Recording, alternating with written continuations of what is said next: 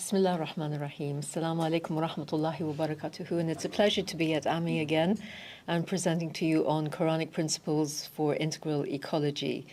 Inshallah, I will start with a brief introduction to definitions of ecology and integral ecology before delving into foundational Quranic perspectives and principles that are relevant to the subject. These perspectives are the concepts of Tawheed, creation as Ayatullah, human beings as Khulafa fil Ard, and the principles are those of justice, which is Adl, Ta'adul, equitability, Qist, balance, Mizan, Wasatiyya and I'tidal, moderation, and not least Rahmah, mercy. I will point out the ecological implications of these and relate them to the concept of the fitrah and the principles enshrined in the Asma'ullah al-Husna, the most beautiful names of God, before concluding the session with a summary and recommendations. So, definitions of ecology and integral ecology. Ecology is usually understood as the study of ecosystems and their interactions and impact on their environment and on other ecosystems. Slide 3, up on the screen, gives you a couple of dictionary definitions denoting this.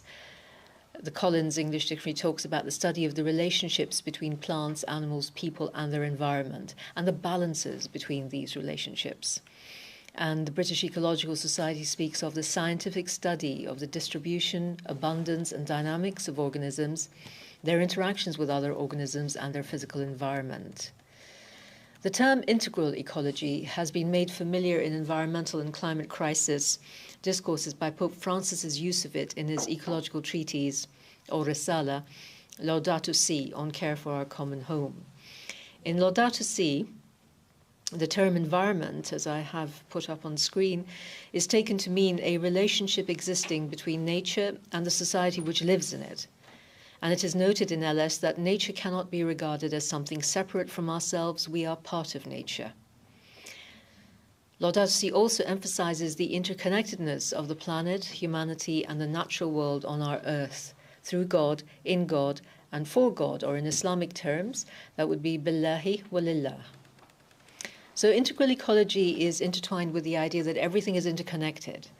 And so Laudato Si repeatedly appeals for an integral ecology which attends to the crucial matters of justice, equity, care for the vulnerable, as well as for the environment and the natural world of our common home.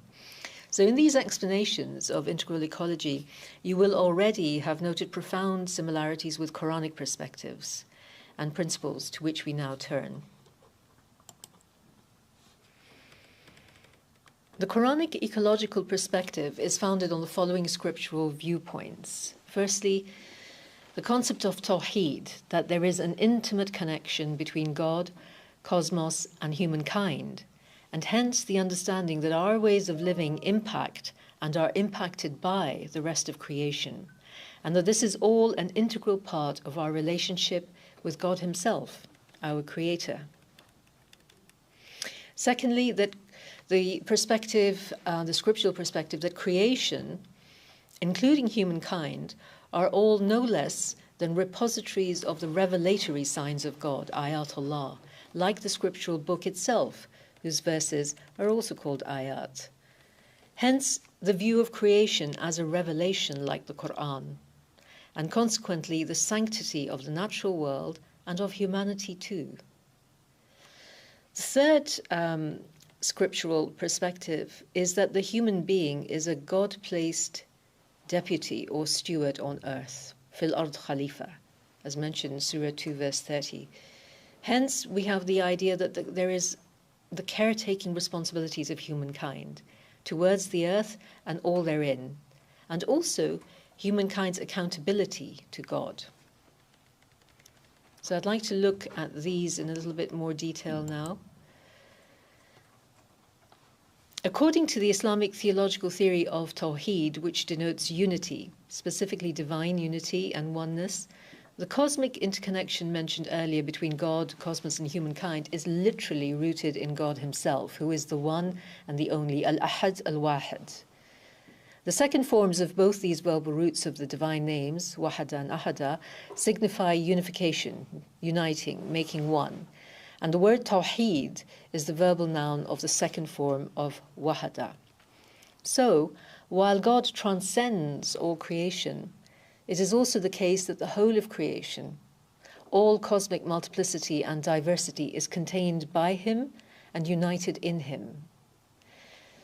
Imam Jafar as-Sadiq is said to have commented on the divine name Al-Ahad that Al-Ahad is the sole one who has no equivalent, for he is the one who unifies the multiple individuations, Al-Ahad. So Al-Ahad multiplies Al-Ahad. He unifies Al-Ahad. So in addition to divine oneness, the word Tawheed signals a unity in divinus, in God, a unity in God of all creation and of all multiplicity. And also, it signifies a congruent continuity of divine unity within the cosmos, a unity of source and of purpose, of divine intent and divine qualities. Professor Osman Bakr observed that the necessary ecological inference from the idea of divine unity is the ecological principle of the unicity of nature, which conveys the ideas of interrelatedness, interdependence, and unity. And he pointed out that this is the most fundamental principle in Islamic ecology and environmental science. Tawheed, then, is not only a foundational doctrine of Islam, it is also the fulcrum principle of Islamic integral ecological perspectives. The Quran repeatedly refers to environmental elements as revelatory signs of God, ayatullah. It also uses the exact same word for its own verses. For instance, in Surah 13, verses 1 to 2, which is up on screen, these verses juxtapose both applications of the word ayat, using it first with reference to the scriptural verses and then with reference to natural phenomena. There are more Quranic verses up on screen exemplifying this point, and I will come back to this slide shortly, but for the moment just sticking with the idea of the natural world as a book of revelation, as signs of God. By using the same word for natural phenomena as it does for its own verses, the Quran indicates that nature is also a revelation of God, like the Quran itself. And that, like revelation, nature discloses something about God, its author. Sayyid Hussein Nasr stated that nature is a book which is the macrocosmic counterpart of the Quran itself. And Sayyid Nursi went further and viewed creation as the original form of revelation, and the Quranic scripture as containing an explanation of it. According to the sacred saying, the Hadith Qudsi, creation reveals the hidden treasures of God himself. The Hadith is, speaking in the divine voice, I was a hidden treasure and I loved to be known, so I created creation. The natural world, part of God's creation, is part of a profoundly sacred and autographed account of its author. So it behoves all Muslims to treat creation with respect. Osman Bakr pointedly observes that while Muslims would never think of burning or damaging the Quran, many of them are silent while the other book of creation is being damaged. Referring to nature as the book of the universe, Ibrahim Uzdamir also observes the implication that the universe, like the Quran, reveals to us the existence of a sustainer and creator, and that it may therefore be deduced that the universe has been entrusted to humanity to preserve and protect it. Not only is the natural world full of the signs of God, humanity itself also contains the signs of God within ourselves, as stated in Surah 41, verse 53, which is up on screen. We, God, shall show them our signs in the horizons and in themselves. Addressing humankind, Surah 45, verse 4, proclaims, in your creation and in that of the beasts he has spread over the earth are signs for people who are certain. This verse is part of a list of verses which place humankind firmly within the broader category of physical nature as revelatory signs. So we're part and parcel of the book of nature. Moreover, human diversity itself is a deliberate divine sign as expressed in Surah 30, verse 22, which is again up on screen, and I'll let you read that for yourselves. But the point is that human diversity, like all the diversity in creation, is a deliberate divine act that displays the wonders of God and is therefore to be cherished. In addition to being part of the natural world, humanity is also established by God as a steward or a deputy on earth, Khalifa fil Ard, and this is according to Surah 2, verse 30. This verse informs us that the human being is a God-placed deputy, a God-placed deputy. Verse goes, when your Lord said to the angels, verily I am placing on or in the earth a deputy, they said, are you placing in it a being who will wreak corruption therein and shed blood, while we hymn your praises? He, God, said, verily I know what you do not know. The scripture goes on to say that God taught all the names to the human being. In this verse, Surah 2, verse 31, all humanity is represented by the first human, Adam. So this, the knowledge of all the names, is a distinguishing feature of humanity.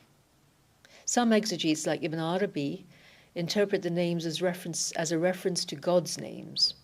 Others take it to mean the names of all things. According to Osman Bakr, both interpretations of the word names are correct, and both convey the idea of man's uniqueness, and that this distinctiveness of man qualifies him to be appointed God's Khalifa on earth. End of quote from Osman Bakr. So as part of being Khalifa fil Ard, there is the question of human accountability. Surah 6, verse 165, makes it clear that being appointed deputy also means being tested. God is the one who made you deputies of the earth, and he raised some of you above others by degrees, that he may test you in what he has given you. Verily, your Lord is swift in retribution, and indeed he is all-forgiving, merciful. The 3 points made in this verse are, firstly, that humanity has been given stewardship of the earth. Secondly, we are tested in what we are given. And thirdly, God requites us justly for what we do, but he is also clement.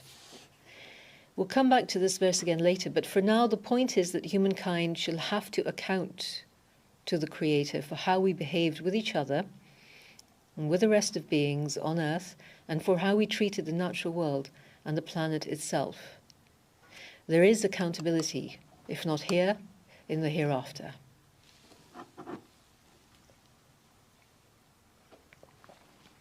Before turning to the virtues and the principles, a quick word on the concept of land ownership. Theologically speaking, the concept of human ownership of land is perhaps one of the most audacious claims people can make. Humankind has contributed absolutely nothing towards the making of the earth. The Quran makes it clear in numerous verses that ownership of the earth belongs to God, and humankind are accountable to God for our actions on earth. The verses on screen give you some examples. I won't go through them all, but looking at Surah 55, verse 10, the bottommost square there, it states that God set down the earth for its beings, all the beings on earth, and it therefore follows that not just humankind, but all other living creatures on earth are entitled to use its resources. So damming river water upstream has a negative impact on humans and many animals and ecosystems further downstream. Destroying forests for their wood or for planting rubber plantations destroys the habitat of orangutans and other species. Without their habitats, they have a higher risk of dying out entirely. So such practices must be brought into balance. And by all means, we should generate enough income to feed our human populations, but let that not be at the cost of other living creatures, ecosystems, and the forests and the rivers of the earth.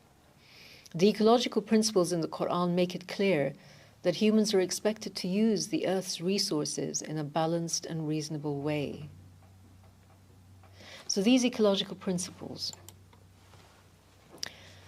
some of the key ones in the Quran are up on screen now. These Quranic principles of ethical living or virtues such as the concepts of justice and equitability, balance and moderation, are foundational to integral ecology. The ideas are semantically interconnected. The meanings of these words relate to each other. To be just is to be equitable and to be balanced. To be equitable is to be balanced and just. To be moderate is also to be balanced. In other words, they're all interconnected. And the Arabic word mizan is used for balance. It is found in verses 7 to 9 of Surah 55. God raised the heavens and established the balance, the equilibrium, the mizan, so that you do not overstep the balance, and you set the weight of things justly and do not diminish or spoil the balance.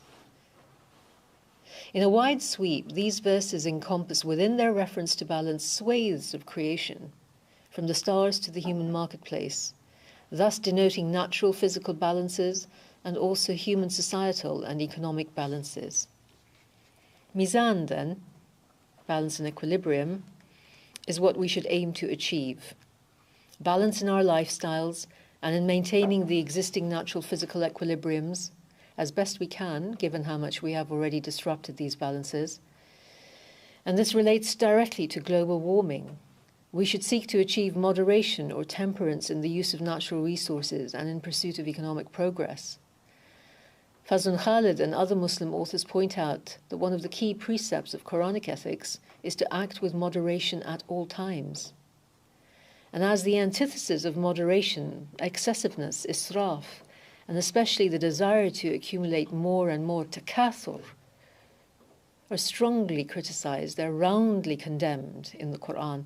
For instance, see Surah 102. And these things, excessiveness, overconsumption, takathur, the endless pursuit of gaining more and more and more at any cost, these are at the root of our crises. So when humans need to use natural resources such as water, oil, wood, coal, etc., we should do it in a measured way, not excessively at any cost to the environment and local populations. So all these big fossil fuel companies and all, they are, doing what is directly in contradiction to the Quranic principles of moderation and balance. Not least, we need to aim for the balanced conduct of ensuring justice towards other people, in particular the poor and oppressed, and also those yet to be born, towards other living creatures and their rights to their natural habitats, and towards the earth itself, God's earth, Ardullah, as the Quran describes it in Surah 4, verse 97. The need for maintaining the balance is most starkly clear now, and better that we still try to do that, late as it is. Social justice is very much part of integral ecology. Surah 3, verse 108 provides a clear statement that injustice and oppression are not part of the divine intention. God does not desire injustice or oppression, dhulm, for the worlds.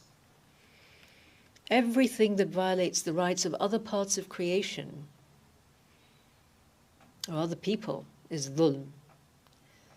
A terribly sobering thought. And how much dhulm has humanity perpetrated on earth? Humans who are meant to be the custodians on earth. Surah 59, verse 7 cautions against wealth being distributed and circulated only among the rich. The implied principle here, the implied principle of social justice, is that wealth, be it money, land rights, property, medical treatments, or any resources, are not to be used by and for the sake of only those who are rich and to make them richer. The wealth, the resources, are to be shared equitably by all sectors of society, globally even. By analogy, this principle is applicable to the precepts of climate justice, which we might talk about in question time. So these then are the interrelated Quranic ethical principles that we need to bring to bear in our use of the earth and its resources, as well as in our dealings with each other and the other inhabitants of the planet. They are all directly related to mercy, rahmah. Rahmah signifies mercy, compassion, beneficence, doing good even to one who does not deserve it. It includes both gentleness and strength, forgiveness and justice, magnanimity and majesty. Rahmah is the most essential Qur'anic quality. This is evidenced in the Islamic consecratory and opening formula, Bismillah ar-Rahman ar-Rahim, which has two names of mercy immediately after the divine name Allah. In addition, Surah 6 verse 12, up on screen, indicates that at some imponderable moment, God chose to make mercy his default mode of being. The literal wording of the last clause is highly evocative. The verse says, Say, to whom belongs all that is in the heavens and the earth? Say to God, he has inscribed mercy upon himself. Kataba ala nafsih ar-rahmah. So this literal wording of that clause, that he inscribed mercy upon his self, his soul, no other quality in the Quran is described in this way. It's a unique way of ascribing an attribute to God. So, while this verse is commonly understood as meaning that God made mercy his paramount obligation, and that is correct, the literal wording also shows how intrinsic mercy is to God. He wrote it into his very soul. He made mercy the essential quality. Furthermore, Surah 17 verse 110 says, invoke Allah or invoke Ar-Rahman. Whichever you invoke, to him belong the names most beautiful. This indicates an equivalence between the name Allah and the name Ar-Rahman. And so based on this, Ar-Rahman is said to encompass all the other most beautiful names of God as well, like the comprehensive name Allah itself does. So in other words, the Islamic concept of mercy includes all the other divine attributes, including the sterner ones, like justice. Not only does divine Rahmah include all the other divine attributes, it holds them in balance, in appropriate balance. It configures the balance. So this is exemplified in how the divine names are paired up in the Quran. Often the names confirm each other. Ar-Rahim, Al-Kareem, Al-Alim, Al-Hakim. At other times, the sterner qualities are paired with merciful ones. For example, Sari'ul Iqab, he who is swift in retribution, is paired with Ghafurun Rahim. He is the oft-forgiving, the merciful. And these establish an equipoise. In this respect, mercy, Rahmah, is the pivot of the scales of the divine names. And I put to you that the divine names are the ultimate scales, the spiritual scales for Muslims to weigh up their thoughts, words, and deeds. The implication for humanity, with our limited but full package of powers and capacities, including the capacity to be merciful and to wield power, is that we also have to choose to make mercy our default mode of living and behaving, that we should make mercy our desired outcome. Mercy, which includes being just and balanced and caring and compassionate and altruistic. Mercy, which includes caring for God's creation, including his earth, not ravaging it. Now, in connection with this, let's look at the divine names a bit more.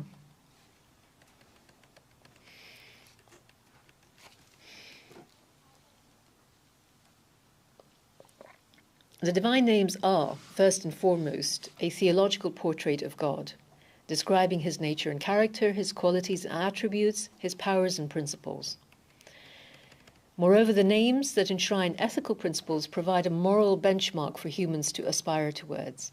They constitute a framework of values within which to situate human endeavors to enhance socio-ecological responsibility and related good practices.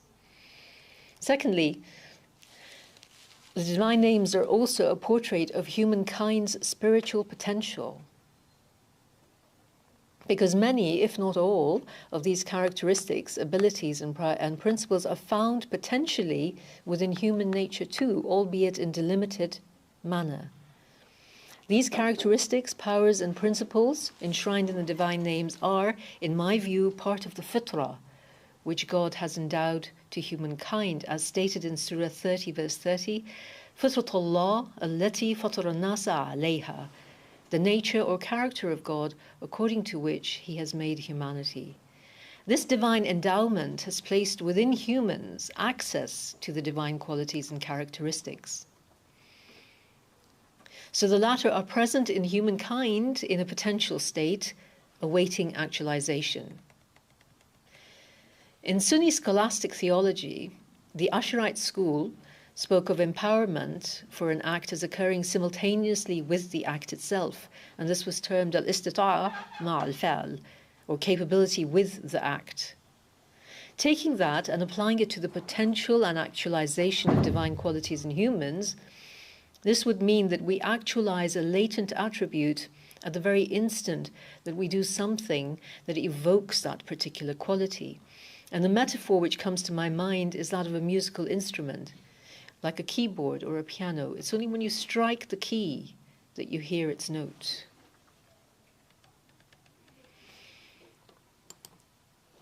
So the silent keyboard of divine qualities is what God has endowed humans with. What music it produces is down to what we choose to do and which qualities we bring into action. Now here are some of the divine names up on screen. And I just wanted to point out that a number of them have a direct relation with the concepts we have spoken of. They are indeed the very source, the existential ontological source of the concepts that we've spoken of. So, for example, we have the divine names Ar-Rahman Ar-Rahim, obviously. We have Al-Hayy, the living. We have Al-Adl and Al-Muqsit, the just and the equitable. And the guardian, Al-Muhaymin, Al-Mu'min, the faithful. Now, for example, taking Al-Mu'min, which is a divine name, the faithful, humans also have to be faithful. We have to be faithful to our trust, our stewardship trust. We have to be faithful to God through that. Al-Mu'id, the restorer, down here at the bottom. This is directly relevant to ecological practices like rewilding. Let us restore the earth. We've damaged it so much, but we can do something to restore it. Al-Hafiz is the preserving and protecting name of God. It also, we can extend that by preserving and protecting God's creation. So in this way, all the virtues that we have spoken of can be traced directly back to the divine names.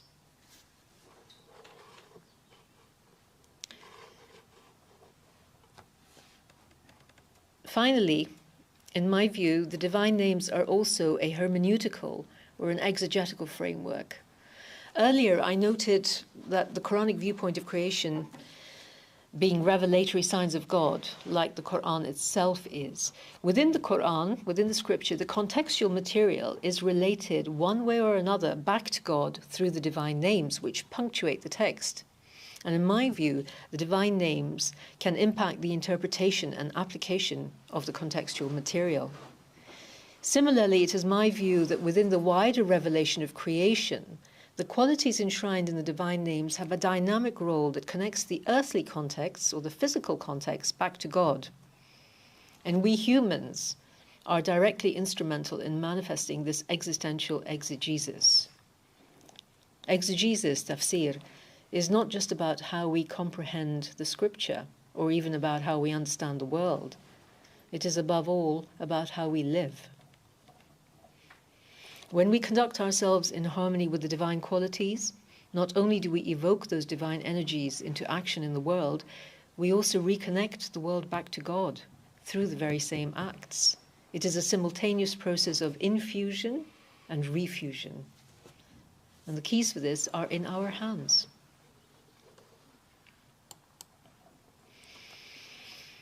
So finally, in summary, here are some recommendations. First of all, Islamic ecology is profoundly theocentric or God-centered. Therefore, ecological awareness, responsibility, and good practices are part and parcel of Islamic faith. Secondly, the essential Islamic principle of Tawheed, the unity of God, unity in God, and unity within God's creation, is the fulcrum principle of Islamic integral ecology. As Surah 2 verse 115 says, God's presence is perceived wheresoever you turn. Wherever you turn, there is the face of God. Thirdly, creation, that is the whole of the universe, the natural physical world, and the human being are all conceived of as dynamic repositories and expressions of God's qualities. They are called the signs of God, Ayatullah, and they are considered an existential, revelatory book.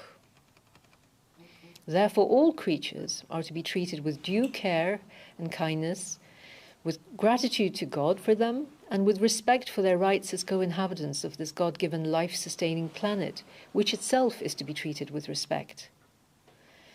Fourthly, humankind have a particularly special status as the earthly being who is divinely chosen to be the deputy or steward in earth.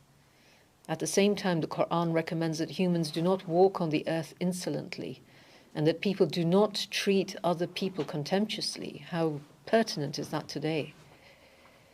That's in Surah 17, verse 37, and Surah 31, verse 18. So as deputies on earth, humans have stewardship responsibilities towards the earth and all therein. This involves treating other people and the natural world in all its diversity in a way that is respectful and sustainable. Treating others with dignity, using resources moderately, engaging in progress judiciously.